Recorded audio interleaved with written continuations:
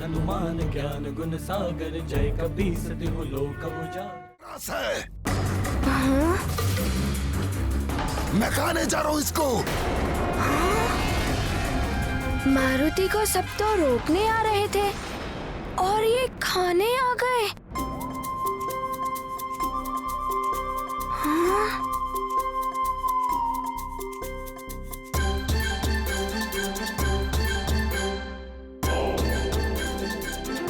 अरे आपकी तो देह ही नहीं है और पेट भी नहीं है। आप क्या करेंगे उसे खाकर? किस पेट में ले जाकर पचाएंगे उसे?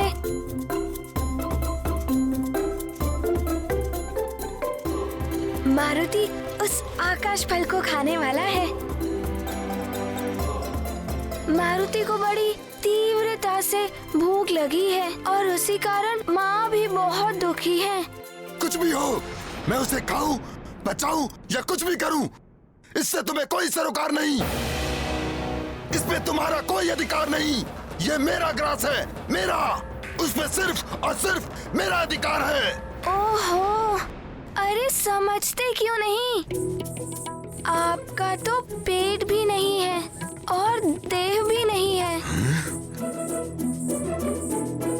किंतु मेरा पेट तो भूख से कुलबुला रहा है। लगता है ये उद्दंडी बालक ऐसे नहीं मानेगा। इसे दंड देना ही पड़ेगा।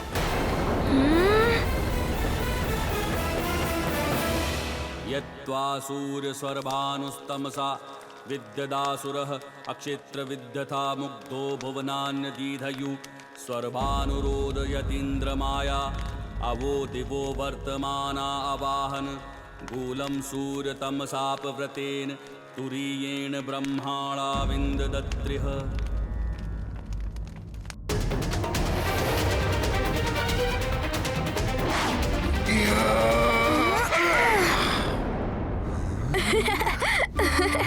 मारुति को भूख लगी है और आप मारुति को हंसा रहे हैं।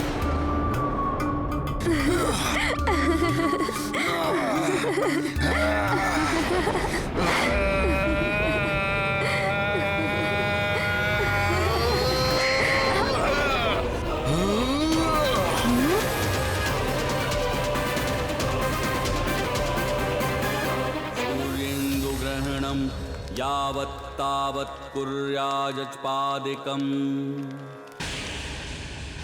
बस कुछ क्षण और प्रतीक्षा। सूर्य ग्रहण होते ही कवच में सिद्ध मायावी शक्तियां आना आरंभ हो जाएंगी।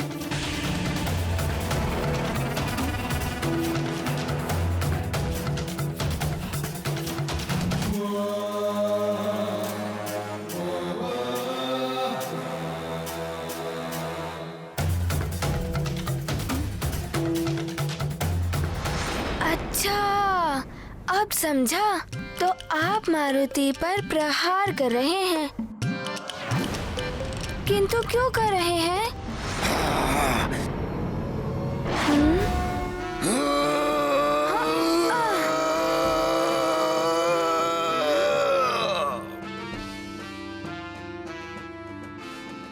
देखिए, मारुति की आपसे कोई शत्रुता नहीं है, फिर भी आप ऐसा क्यों कर रहे हैं? बार बार राहुल समझा रहा तुझे।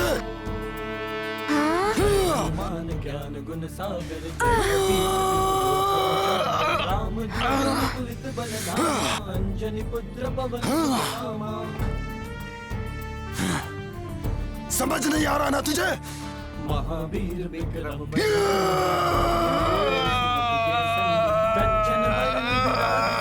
आप मारुति को विवश कर रहे हैं, क्षमा कीजिएगा।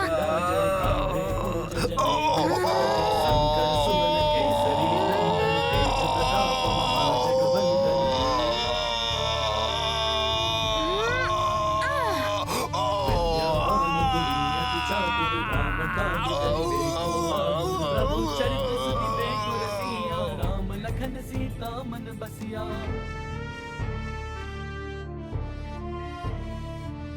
सूक्ष्म रूप धरि सिंह दिखावा, विकट रूप धरि लंक जरावा। दीन दुर्गत सुर सहारे, रामचंद्र के काज सवारे। लाए सजीवन लखन जियाए, श्री ये क्या? इसने तो राहु जैसे वरदानी असुर को भी परास्त कर दिया।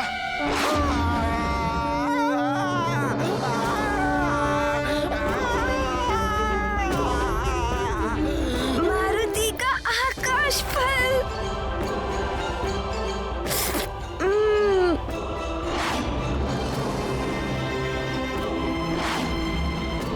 कितनी बाधाएं आ रही हैं इस आकाश फल को प्राप्त करने में। देवर्षि नारद जी ने सत्य कहा था कि बहुत बाधाएं आएंगी, किंतु मारुति ने भी उनसे एक सत्य कहा था कि मारुति उस आकाश फल को खाकर ही रहेगा। यत्त्वासूर्य स्वर्भानुस्तमसा विद्यदासुरः अक्षेत्र विद्यथा मुग्धो भुवनान्यदीधयु। यज्ञ संपन्न हो गया है महाराज। अब सूर्य ग्रहण प्रारंभ होने वाला है।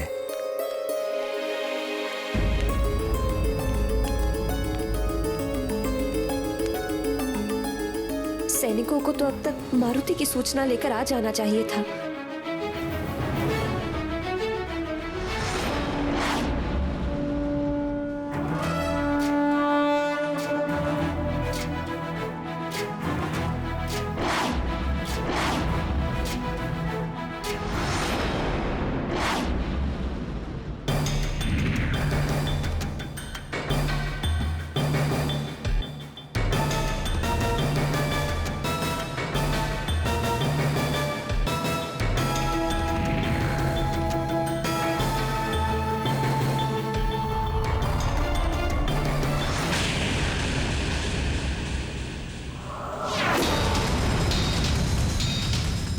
ये क्या हो रहा है? ये कवच को क्या हुआ है? इसमें आलोकित होने वाला प्रकाश लुप्त कैसे हो गया?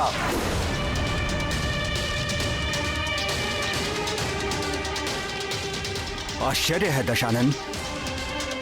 ग्रहण का समय हो चुका है, किंतु ग्रहण अभी आरंभ नहीं हुआ। छाया भी अपने स्थान तक पहुंच चुकी है, किंतु ग्रहण का कोई लक्षण नहीं दिखाई दे रहा है।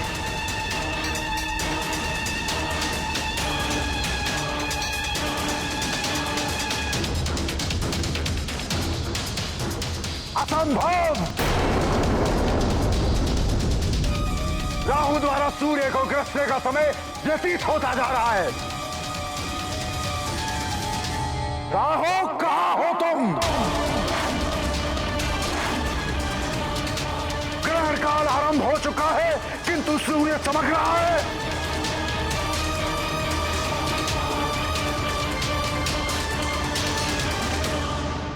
कहीं देवताओं ने फिर से छल तो नहीं किया,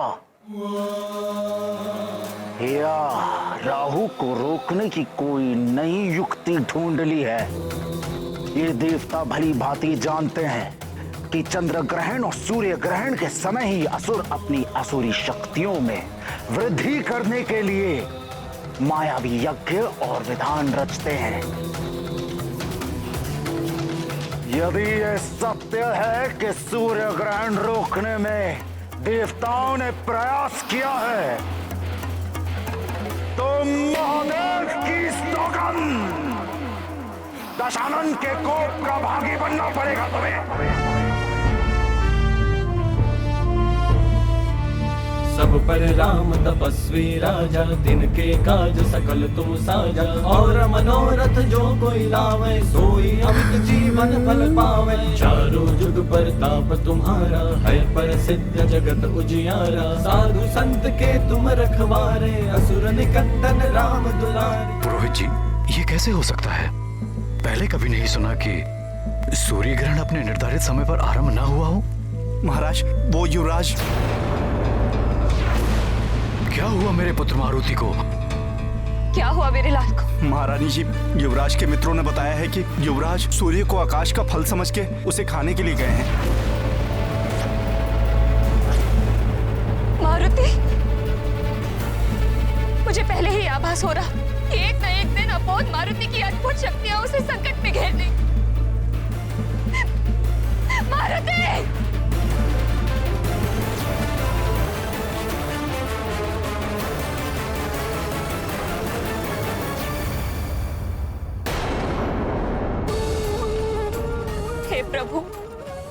हे देवेश्वर, हे भोलेनाथ, हे कृपालु, मेरे लाल की रक्षा करना, उस पर कोई संकट आने ना पाए।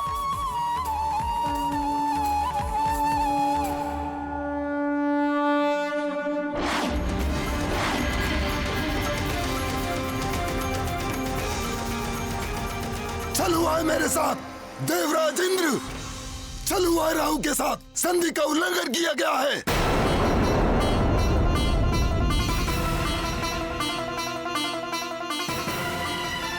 क्या अनर्गल प्रलाप कर रहे हो राहु? कैसा छल? किस संधि का उल्लंघन? भूल गए देवराज इंद्र, स्मरण कीजिए। अमृत प्राप्ति के लिए समुद्र मंथन के वक्त देवता और दानवों के मध्य क्या संधि हुई थी? भली भांति स्मरण है हमें। देवों का नेतृत्व मैं ही कर रहा था। तुम सब असुर दैत्यराज बाली के नेतृत्व में दूसरी ओर थे। समुद्र मंथन के लिए मंदराचल पर्वत को मथानी बनाया गया था। वासुकी नाग ने रस्सी का कार्य किया और नारायण ने कच्छप का रूप धर के मंदराचल की मथानी को अपनी पीठ पर धारण किया। समुद्र के गर्भ से सबसे पहले हलाहल विष निकला। उस हलाहल विष के प्रभाव से चारों ओर हाहाकार मच गया था। पूरा संसार विष के प्रभाव से नष्ट होने लगा था, नष्ट। तब महादेव ने उस विष को अपने कंठ में धारण करके संसार की रक्षा की और महादेव नीलकंठ कहलाए। अमृत प्राप्ति के लिए मंथन चलता रहा। इस मंथन से ऐरावत, कल्पवृक्ष, वारुणी, लक्ष्मी, चंद्र, कामधेनु, कौस्तुभमणि आदि अनेक रत्न निकले। और उनमें से कुछ रत्नों को आप देवताओं ने रखा था और कुछ को हम असुरों ने रखा था। मंथन के अंत में धन्वंतरी अमृत का कलश लिए निकले, किंतु तुम असुरों ने बलपूर्वक उनसे वो कलश छीन लिया। तब उस अमृत को देवताओं और असुरों में वितरित करने के विष्णुदेव को मोहिनी रूप धारण करना पड़ा। और ये मोहिनी रूप हम असुरों को अमृत से वंचित रखने की विष्णु की एक चाल थी, और इस चाल को मैं भली भांति समझ गया था। इसलिए मैं देवताओं का रूप धारण करके सूर्य और चंद्रमा के मध्य जाके बैठ गया था।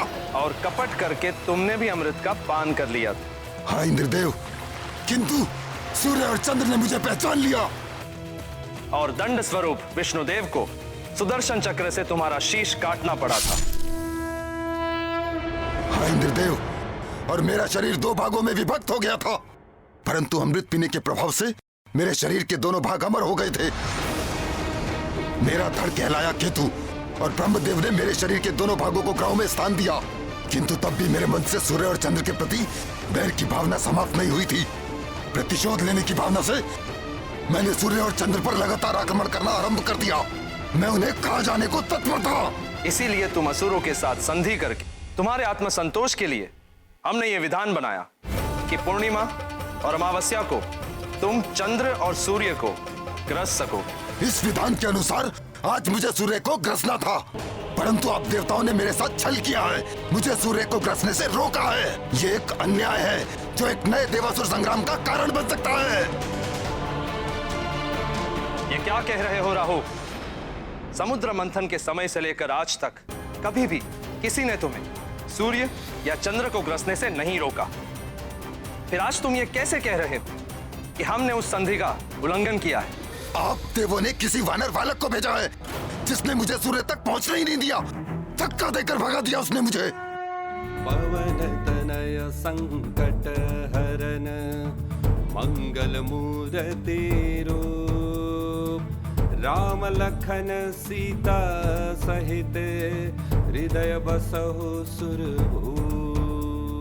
राम राम जय राम, राम जय राम, राम जय राम। देवराज इंद्र ने किसी वानर बालक को नहीं भेजा। न जाने तुम किस वानर बालक की बात कर रहे हो। आश्चर्य, आप देवताओं के राजा हैं, सृष्टि का शासन तंत्र आपके अधीन है, और एक वानर बालक आपकी शासन व्यवस्था के साथ खेल रहा है, और आपको इतना भी ज्ञात नहीं है कि वो उद्दंडी बालक है कौन। यदि तुम्हारा कथन सत्य है राहु, तो देवों से तुम असुरों की उस संधि को तोड़ने और देवराज इंद्र के अधिकार में हस्तक्षेप के अपराध में मैं स्वयं उस वानर बालक को दंडित करूंगा।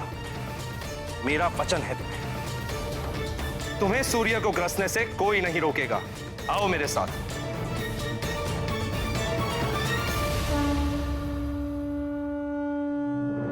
अच्छा, तो ये है वो आकाश फल। कितना बड़ा है।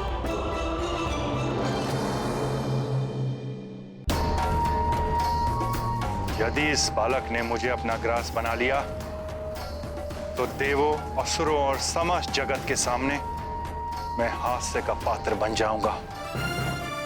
इसे किसी भी युक्ति से रोकना होगा।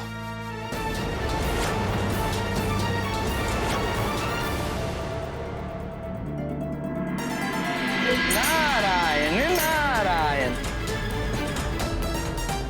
कालदेव, अग्निदेव, वरुण देव, आपका अभिमान तो चूर चूर कर दिया एक बालक ने। इससे तो मारुति की भूख अवश्य मिट जाएगी। सूर्य देव, अब आप भी सजग हो जाइए। ये मुझे निगल नहीं पाएगा। भले ही इसने कालदेव को अपना देव विस्तारित करके पराजित किया था, किंतु मेरे साथ इस बालक का ऐसा करना असंभव है।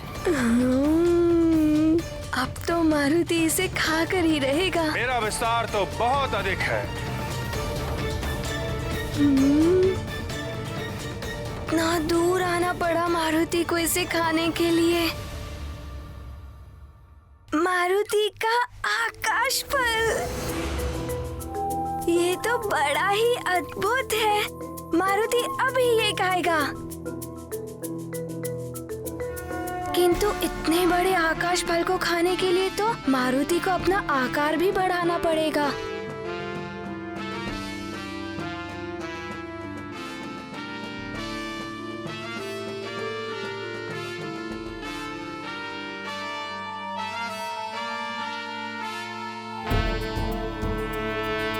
जय हनुमान ज्ञान गुण सागर, जय कपीस तिहु लोक उजागर, राम दूत अतुलित बल धामा, अंजनी पुत्र पवन सुत नामा। अब खा सकता है मारुति इस आकाश फल को। जय हनुमान ज्ञान गुण सागर, जय कपीस तिहु लोक उजागर, राम दूत अतुलित बल धामा, अंजनी पुत्र पवन सुत नामा। ये आकाश फल तो बढ़ रहा है।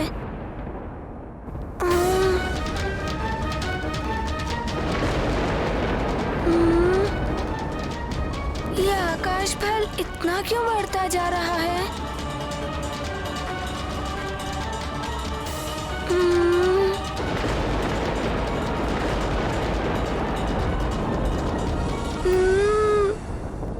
अरे ये तो बढ़ता ही जा रहा है।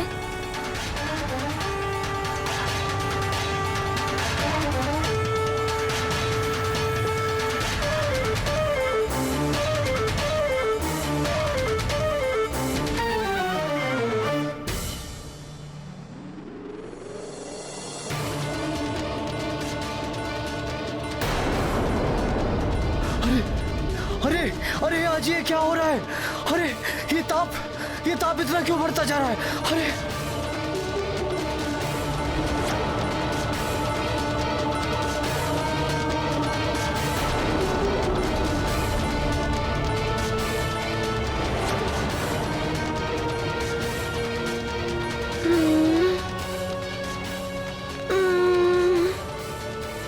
क्या करे मारुति? इसे तो पता है कि मारुति को कितनी तीव्र भूख लगी है, इसीलिए ये बड़ा हो रहा है। देवर्षि नारद जी ने तो बड़ा ही अच्छा फल दिखाया है। इसे खाकर तो मारुति की भूख भी मिट जाएगी और माँ की चिंता और दुख मिट जाएगा।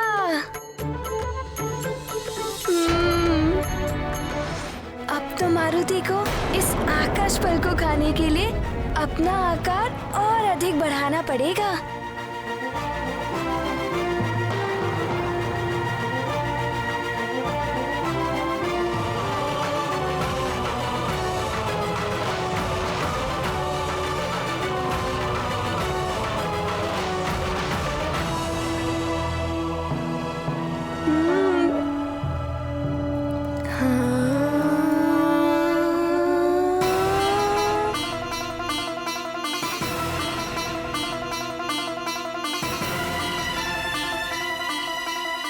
अरे ये तो और अधिक बढ़ता जा रहा है। अरे ग्रहण तो हुआ नहीं और सूर्यदेव का ताप भी असहनीय हो गया है। ये ताप तो बढ़ता ही जा रहा है। इस सूर्य का ताप तो बढ़ता ही जा रहा है। प्रलय तो नहीं आने वाला है। यहाँ प्रलय तो नहीं आने वाली है।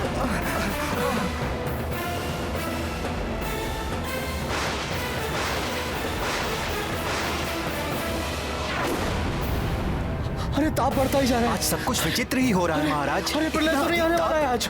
अरे लगता है सूर्यदेव कुपित हो गए हैं। ताप बढ़ता ही जा रहा है।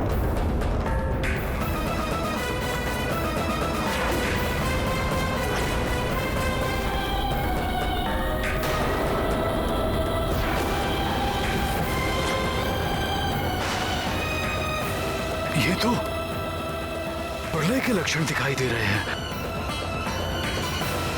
मारुति! कहाँ हो तुम पुत्र?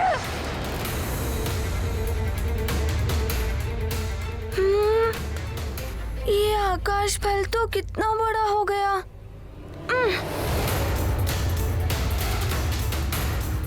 हे सूर्यदेव, ये ताप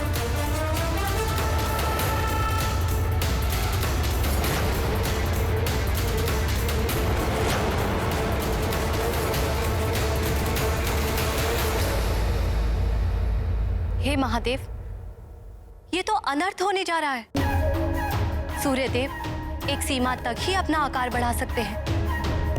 अपनी मर्यादा से अधिक आकार बढ़ाएंगे तो उनमें विस्फोट हो जाएगा। वे स्वयं खंडित हो जाएंगे और खंडित हो जाएगा उनका सूर्यलोक। असमय ही सृष्टि में प्रलय आ जाएगी महादेव।